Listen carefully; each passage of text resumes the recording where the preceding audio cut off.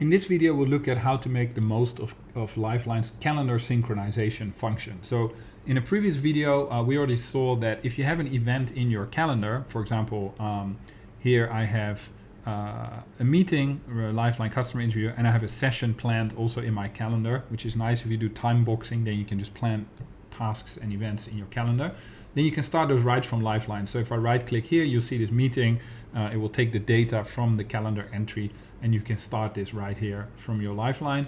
Similarly, this is a meeting, as you see. Similarly, for a session, you can plan sessions in your calendar and then you can start them in Lifeline, and Lifeline will automatically take whatever you put into your calendar event, so emojis and the text labels.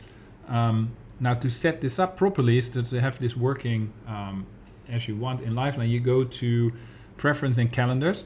Lifeline will automatically import whichever calendars you have connected to your local calendar app. So let's say you use the default Mac calendar, then you can connect Google Calendars, for example. So these are all actually Google Calendars that I have here. You cannot connect Lifeline directly to your Google Calendar, but it reads whatever you have connected to your local calendar application. So that way you can still connect to a Google Calendar or an Outlook calendar, for example.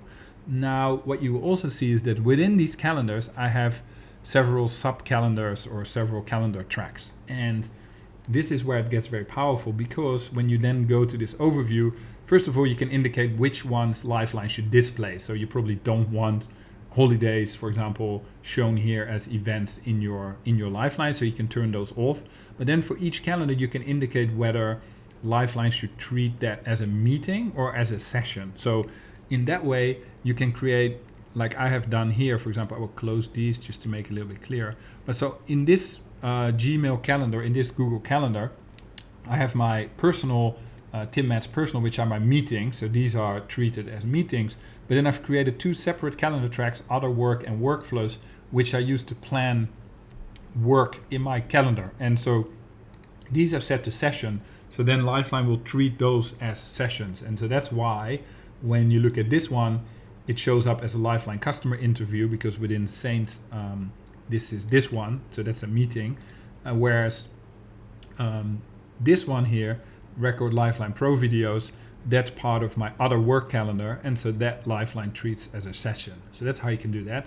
And then the last thing that is very interesting is you can also export your actual data back to your calendar. So if you want to compare, for example, how you did compared to your planning, you can turn on this option here, sync Lifeline data to, and then here you can select also a calendar track, and I recommend that you create a separate calendar track for that, for example in Google or in your iCloud, where you export the data, and that you don't export it to an existing calendar, because then your whole calendar gets messed up. And that also makes it easy to turn off or on. So if you look at my calendar, for example, I currently have it turned off, but then if I say, I want to see what I actually did, now if I turn this on, then you will see all my sessions that I've tracked are now visible in my calendar. So then I can see, for example, well, did I actually do what I, like here, for example, I can already see that I had planned here to do a sprint run through. It was actually a meeting. We started the meeting and then I actually had to move to another location. So we had to